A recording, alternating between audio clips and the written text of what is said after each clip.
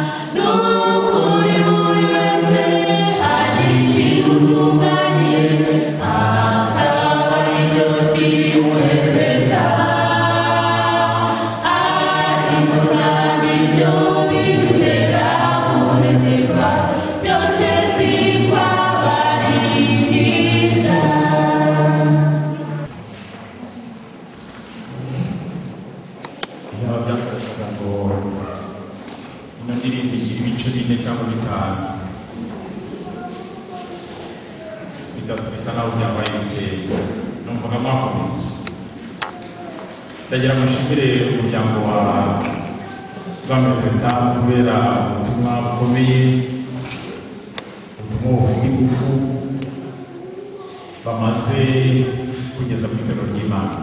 Imana ibongere imigisha. Muraho wese abandi baramutse, abandi mwiriwe mukomere cyane. Hano buri gihe dushimishwa no kubona abashyitsi. Ndagira ngo nongere nubwo yatangiye bikoze, ariko nanjye nifuriza abashyitsi ikaze. Murakaza neza mu nzu y'Imana. Imana irabakunda cyane. Imana ihe abashyitsi bacu imigisha, kandi murakaza neza ndetse n'ubutaha muzagaruka.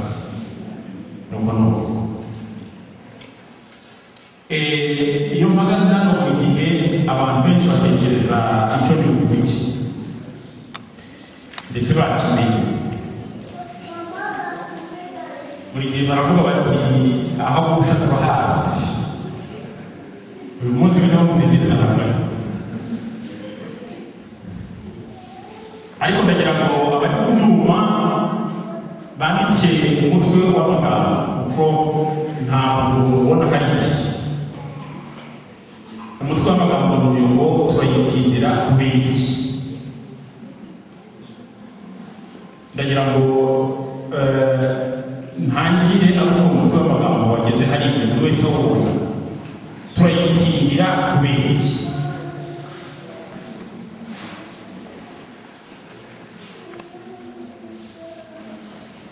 Iyo ntebe yageze abyagira baracyayikosora, irimo abana amabuye twese bizi, ariko Satani rero yageze mu babayo. Yahageze? No. Abuzeho kimwe.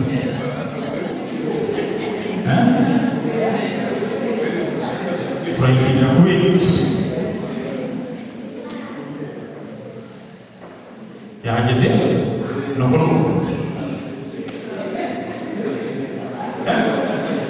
Ntabwo ariyo?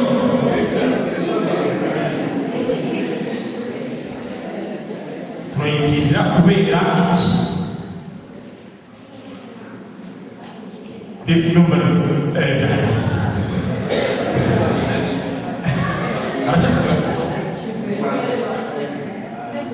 Nibyo?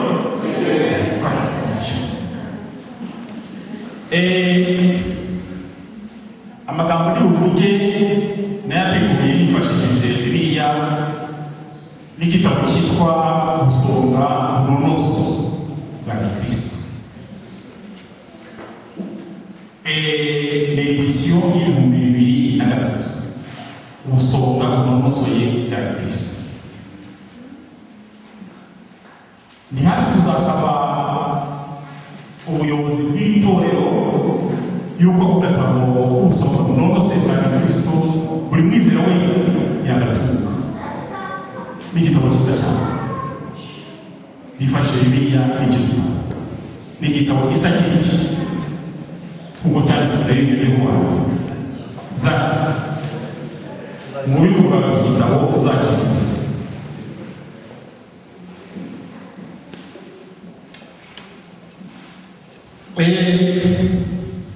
Ubusonga bunonoso bwa Gikristo.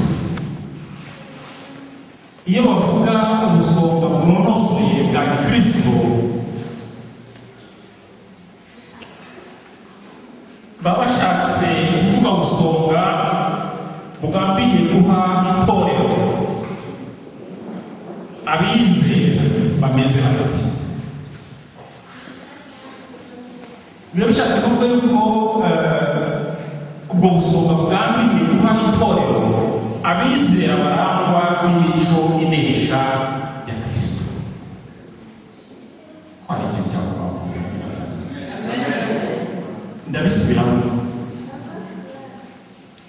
Ubu busonga bunonoso bwa Kristo bishatse kuvuga yuko itorero rigomba kugira abizera bafite imico yo kunesha kwa Kristo.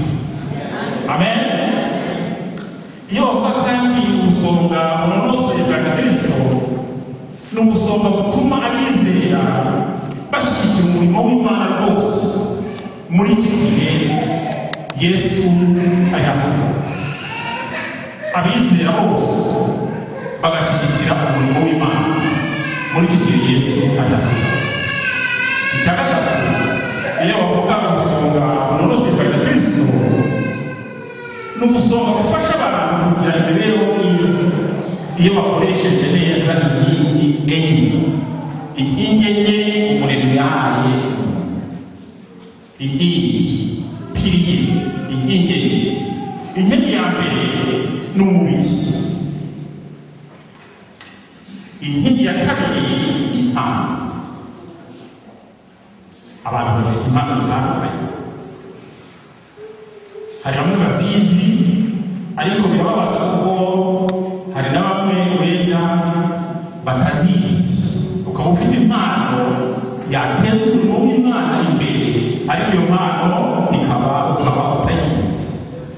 Igisinziriye muri wowe cyangwa isinziriye muri jyewe ariko Uwiteka we yarayihaye. Inkingi ya gatatu ni igihe. Muzi ko igihe dufite kigizwe n'iminsi 7. Sinzi niba ari amasaha y'iminsi ntabwo mbizi, ntabwo mbibaza. Ariko abaza kuba mu mutwe mwabishobora ahari n'amasaha simbizi muraza kubikoza kumwihereza. Ariko inkingi ya gatatu ni igihe. Inkingi ya kane ni ubutunzi. zingahe? Ni umubiri, ya kabiri impano, ya gatatu igihe, ya kane ubutunzi. Iyo bavuga ko gusohoka ku munosi n'izo mpano zose Imana yahaye zikora. Muri iki gitondo abantu buvuge ku mpano ku nkingi eshatu, ahubwo amagambo y'ubuvuge makeya arabari ku mpano ya kane, impano inkingi y'ubutunzi. Niyo magambo y'ubuvuge. Reka turambure ibijya zacu. Umugaragu w'Imana François arahagazwe, yadusomeye isomo riboneka mu rwa kabiri rw'Abakorinto ibice 9 umurongo wa karindwi kugeza uwa 8. Yasomye mu rurimi rumwe dukoresha hano rw'Ikirundi ni kugira ngo asome no mu Kinyarwanda. Urwa kabiri rw'Abakorinto ibice 9 umurongo wa karindwi turageze n'umurongo wa 8. Umuntu wese atangiye nk'uko abigambiriye mu mutima we, atinuba kandi adahatwa, kuko Imana ikunda gutanga anezerwa. Amen. Iri somo iyo umuntu arisomye rigaragaza neza yuko utanga, umuntu wese atanga uko yifite, ntawe utanga icyo afite. Kera tukiri Igifaransa bajya batwigisha ngo la plus jolie fille du monde ne donne que ce qu'elle a. Nous allons voir ça. C'est pas le Seigneur de Jésus. Et vous allez dire, nta muntu utanga icyo atagerera, nta muntu utanga icyo afite. Iri somo rero ritugaragariza yuko umuntu atanga icyo agerera, icyo afite. Tugatanga icyo afite. Imana nayo ntabwo idusaba cyane gutanga icyo utagerera, icyo udafite, icyo utakubaye, icyo utakubaye wagitanga ute? Nk'uko bigaragara nanone mu rwa mbere rw'Abakorinto, naho ngo tubasome igice cya 16, mu rwa mbere rw'Abakorinto igice cya 16 ku murongo wa 4. Rwa mbere rw'Abakorinto igice cya 16 ku murongo wa 4.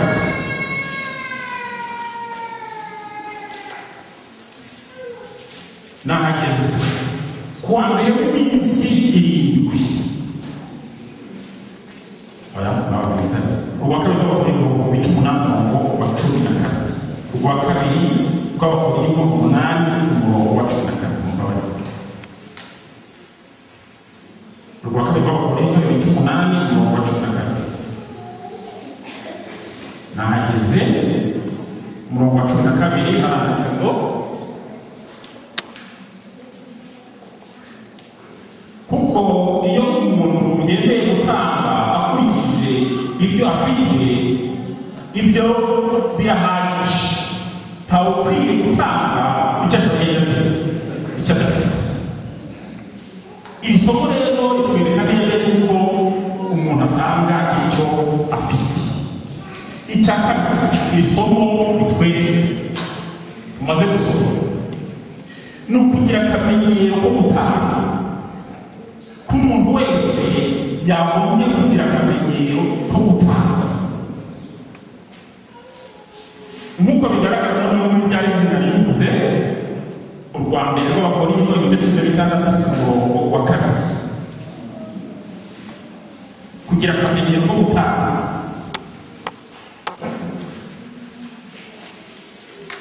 Urwa mbere rw'Abakorinto 16 umurongo wa 4. Kwa mbere w'iminsi 7, kwa mbere w'iminsi 7, oya namusubiza, kwa mbere w'iminsi 7, irindi ho umuntu wese uri mwe abike iwe ibimushobokera nk'uko atunze, kugira ngo ubwo azaza ataba ariho impiya zisozorana. Ni ukuvuga ko umuntu agomba kugira akamenyero ko gutanga, ukimenyereza gutanga. Byajyaga bikunda kuba indwara ikomeye cyane kuvuga ngo nzatanga ari uko ibirundo bigeze, ako kamenyero kaba ari keza. Cyangwa ugatanga ari uko pasitoro yavuguruye, ako kamenyero kaba ari keza. Cyangwa uzatanga ari uko bigenze bityo. Iri somo rigaragaza ko umuntu umwizere ukurikije ubusonga bunonoseye bwa Kristo yagombye kugira akamenyero ko gutanga. Icya gatatu, nta gahato kari mu gutanga. Iri somo ritwereka ko nta gahato n'akamaro kari mu gutanga. Mu gahato nta munezero urimo. Mbese washimishwa n'uko umuntu yaguhatira gukora iki? Nta munezero. Bityo rero umuntu agomba gutanga anezerewe, agatanga nta gahato karimo. Iki isomo ritwereka mu biriho byose nta kintu gishimisha nko gushimirwa icyo wakoze. Ese cyane iyo wakoze ikintu maze uwo wagikoreye akagushima, nta kintu kinezeza nk'icyo ngicyo. Ngaho mutekereze noneho gushimwa n'Imana Data wa twese. Nk'uko bigaragara muri Matayo ibice 25 umurongo wa 21, ndagira ngo n'amasomo nubwo ntari gusoma amasomo yose twateguye bitewe n'igihe. Matayo 25 umurongo wa 21 haranditse ngo, umurongo wa 20, shebuja aramubwira ati, nuko umugaragu mwiza w'ishyaka wakiranutse ku bike, nzakwegurira byinshi, injira umunezero washoboje. Amen. Nta kintu kinezeza nko gushimirwa n'icyo wakoze. Maze ubwo Yesu azaba ateretse intebe ku bicu, kuri ya meza y'igitangaza, ntabwo nzi urubaho ayo meza bazaba bayakozemo, twese twicaye, maze akagenda akora buri wese mu ntoki ati, nuko kuba warateje umurimo imbere. Mbese hari ikizashimishije kuri icyo ngicyo? Nta kizashimishije. Burya gushima ni ikintu gikomeye. Uzi kugira ngo ukore ikintu hanyuma bakugaye, urabizi. Ukora ikintu hanyuma bakugaye, ariko washimwe wumva unezerewe. Mutekereze gushima na Data wa twese. Gutanga bikwiye kuba igisubizo. Gutanga bikwiye kuba igisubizo cy'urukundo rwuje rw'umwana Yesu yerekanye ku musaraba i Karuvali.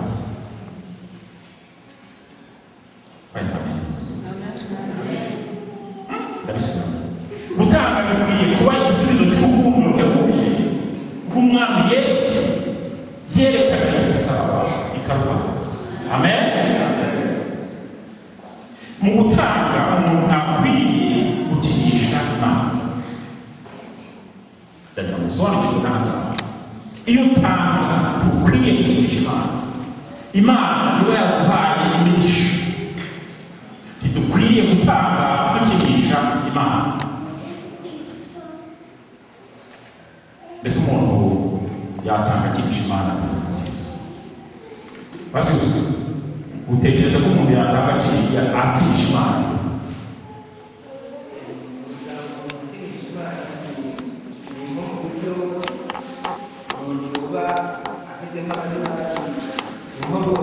Ini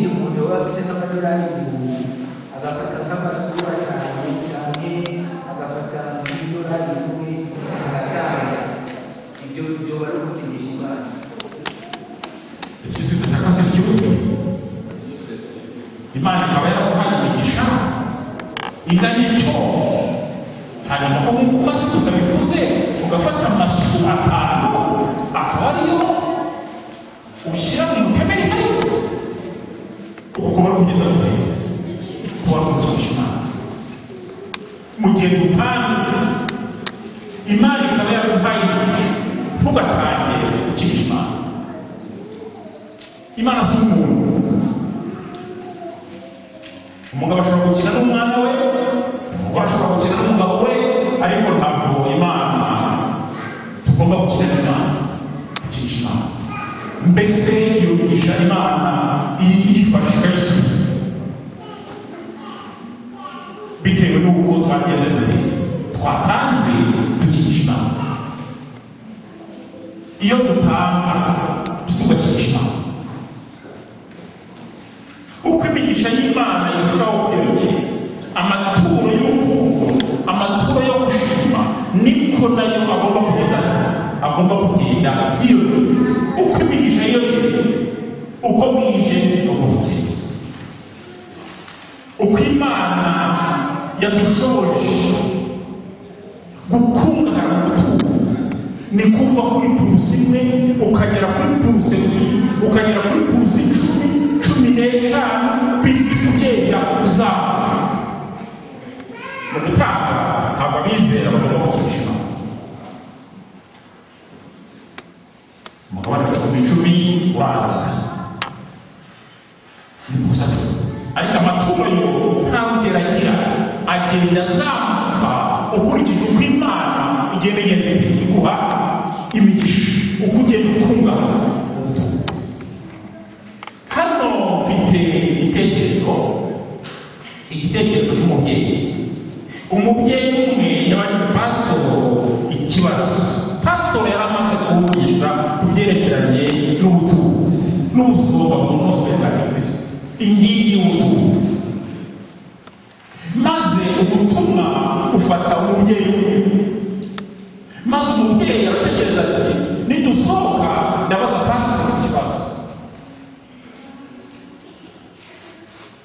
Barasohotse, igihe bamaze kuramutsa pasitoro amusaba ko amubaza ikibazo. Pasitoro yakira ikibazo, dore ikibazo ko cyakize. Yarabaye yabajije pasitoro ati pasitoro natangana.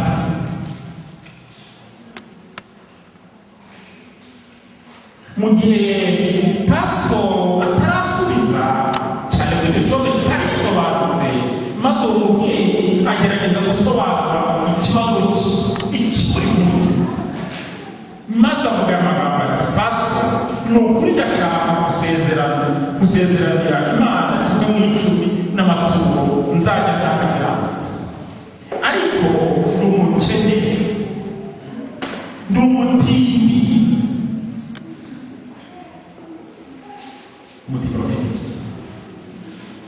Umutima wafite iki? Ntacyo. Ni umutindi, ndetse n'agakayi ubona n'ifurete nakora byinshi ntakimenyera, ariko kandi ubutumwa bwamfashe nanjye numva natanga biramutse, ariko pasitoro se natanga iki ko ndi umutindi ati. Ndetse n'umugabo wanjye mw'iteraniro ahubwo ntabwo ari umwizera. Pasitoro aramwitegereza amusubiza ati mbese purusa 10 za zero nangahe? Purusa 10 za zero nangahe? Abaza imibare anje nangahe? Nanjye ngo ni zero.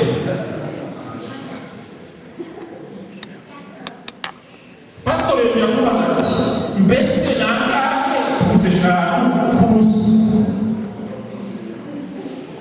Nangahe rero? Maze umubyeyi areba hejuru ahamenye atari yagize imibare, nyamara kandi igisubizo kiraza aravuga ati ni zero.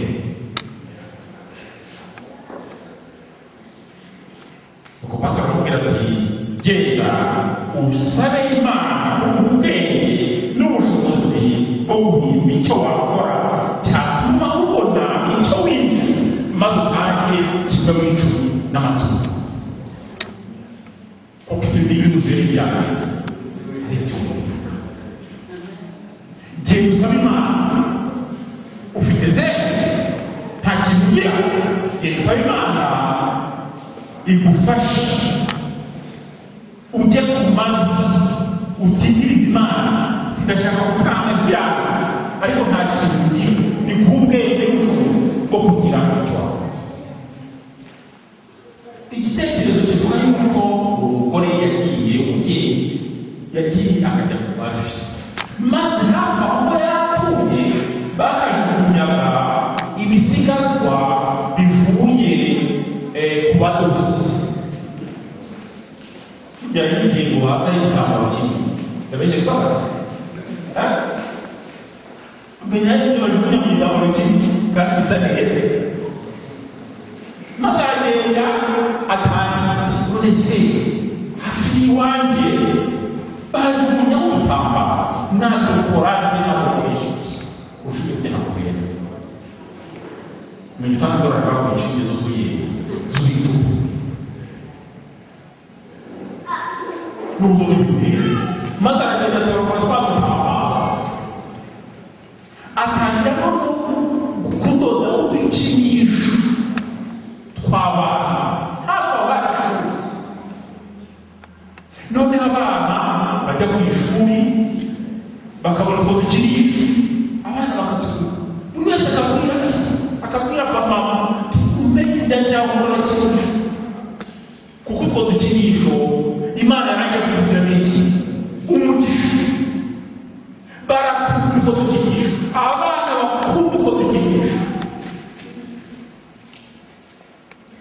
batangira kubwira n'abana babo n'iki bose bakabona utwo dukinisho. Umubyeyi atangira rero kugeza gutanga agenda akiragutse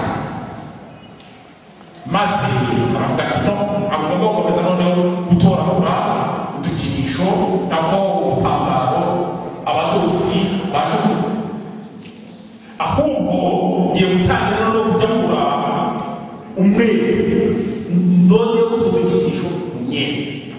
Aragenda atangira kudoda noneho mu myenda yabuze. Abana benshi babatora umurongo bagiye ku ishuri bagatora umurongo bavuye kuza kugura utwo dukinisho. Noneho imbaraga ze n'abana be zibagereye yafasha abagore bo mu makarere muze gufasha kudoda udukinisho. Ese ko yari afite yari afite directrice générale yari afite directrice générale kuko yari afite abakozi uyagendaga muri areba uko bari kugeza ababyeyi bari kudoda twa dukinisho kuko Imana yadushyize n'iki umugisha. Intambwe yabaye yarangiza nuko abacuruzi iyo nkuru yageze ku bacuruzi bo hafi aho mu karere bati hari umugore uzi kudoda udukinisho abana bakunda bati none byagenda bite utwo dukinisho noneho tugomba kujya turangurira uwo mugore tukadushyira mu maduka yacu natwe tukajya noneho tugenda tutugurisha.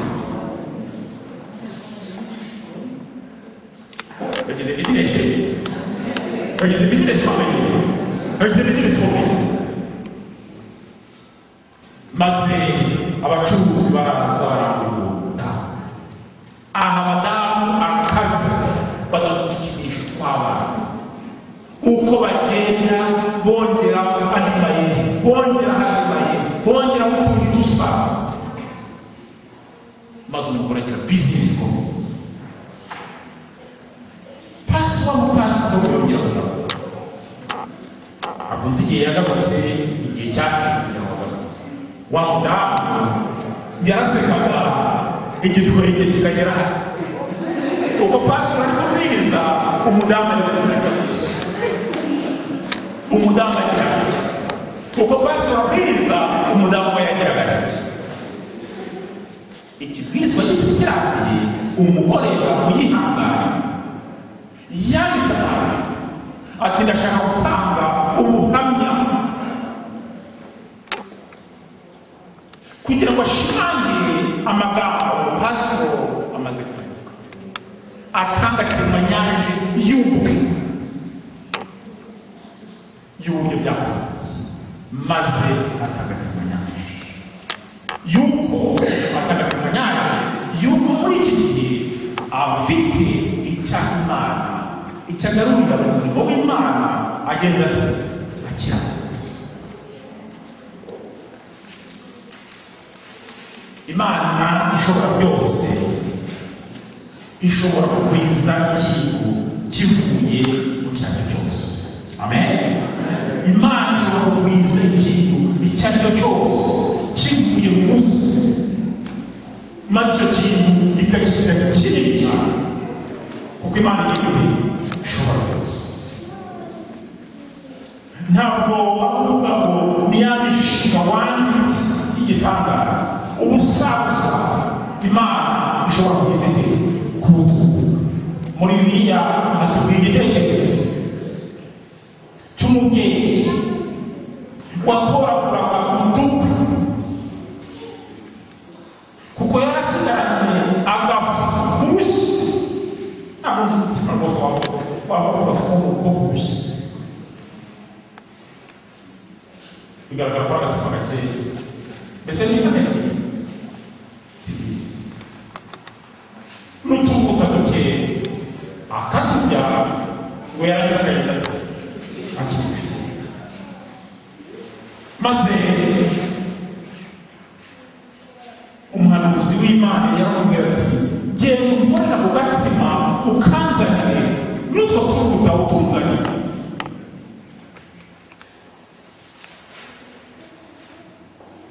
Mubyeyi arareba aragira ati Eliya amaze gukarya aramubwira ati muri aka gakindo kari karimo ntikazigere nayo kageze hagati kabura neza. No muri uru rwabya rero utuvuta ntiruzigere nayo rubura meke kuko Imana yagize Imana yabihezagiye. niko bavuga icyo Imana yahezagiye ntabwo wavuga ngo gisubire inyuma. Birashoboka? Ntabwo bishoboka.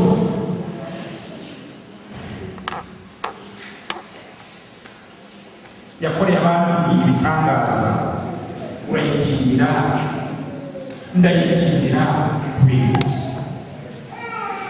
Niba yarakoreye abandi ibitangaza urayitinyira cyangwa se ndayitinyira kubera iki? Imana yiteguye kudukorera ibitangaza. Ahari wavuga uti ntacyo mfite mpamvu. Birashoboka. Imana yiteguye kugukorera. Imana yiteguye kugukorera ibitangaza. Ikibazo gihari ni uko wenda ari twebwe turugeza dute tugukereza Imana bidukorere ibitangaza.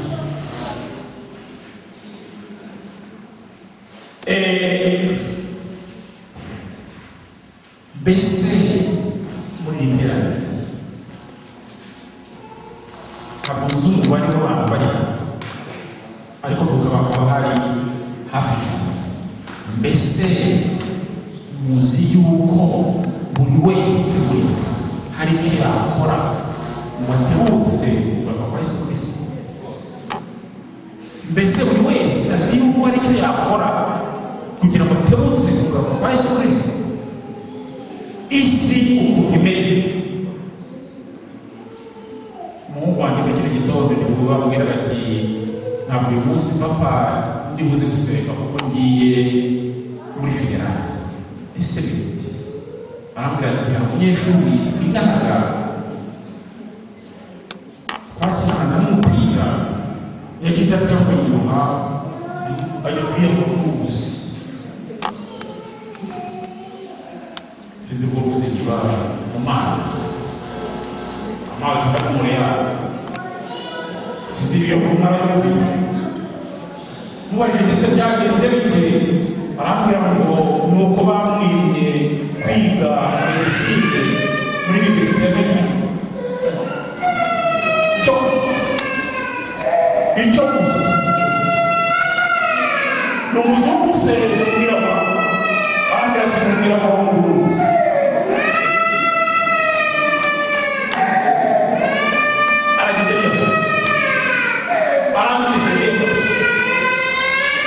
kuko bamwangiye kwiga medicine muri universite ya Medina yari afite amanota meza umwana arakora kutaya abagwayi ati yashaka kwiga medicine bari bituma arangiza ubuzima umva isigeze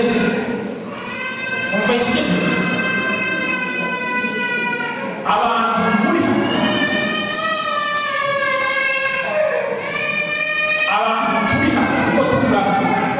birashoboka yuko dushobora kugira icyo dukora mu gutegura kugaruka kwa Yesu Kristo kugira ngo dukure muri ako kagari. Amen. Dushobora kugira icyo dukora turayikinza benshi kugira ngo Imana igire icyo ikora mu bugingo bwacu maze dutange amaturo dutange imigabane yacu n'ijoro nubwo utabasha gushyirwa na Pawulo ariko iryo turo ryawe bishobora kugira icyo rikora umurimo w'Imana maze Yesu Kristo akaza akadukura muri iyi si akatujyana aho yagiye kudutegeka. Ndasaba Imana kugira ngo buri wese afate ingamba zo kugira icyo akora mu guteguza kuba kwa Yesu Kristo. Imana ibafashe mu izina rya Yesu.